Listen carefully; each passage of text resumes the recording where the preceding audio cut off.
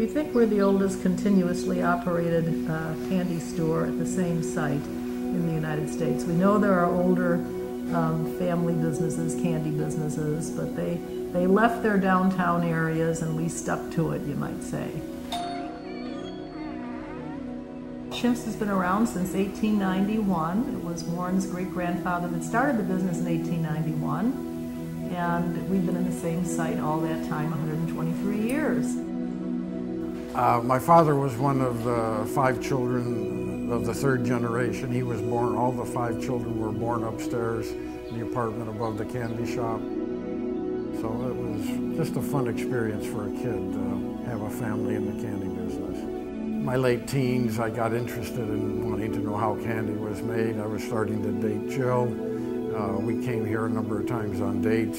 Gave me a box of chocolate-covered cherries. Long stem chocolate-covered cherries. And I was about to take one, and he said, no, don't take that piece.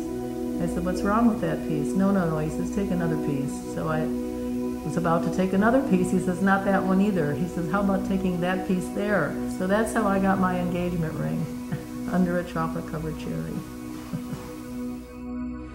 We bought the business to keep it in the family. And one of the really interesting things was to see what we could do to revitalize downtown and have a personal effect on what can be done in a community by somebody staying in business. We've had an effect here and it's prospered, and then we added the museum and the demonstration area.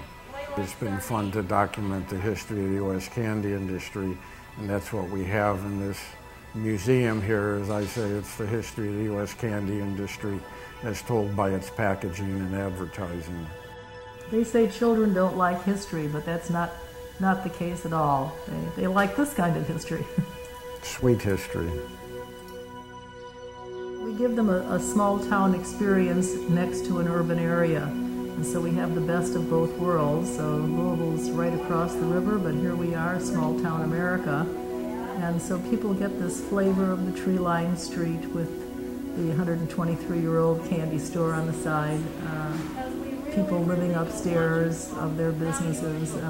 They find this a connection to their own family's past. And so I think because they see this connection, they're happy to find a little place like this. My favorite candy is a peanut cluster and dark chocolate with a vanilla cream center. And my favorite is the English toffee. I don't think anybody makes a better English toffee than we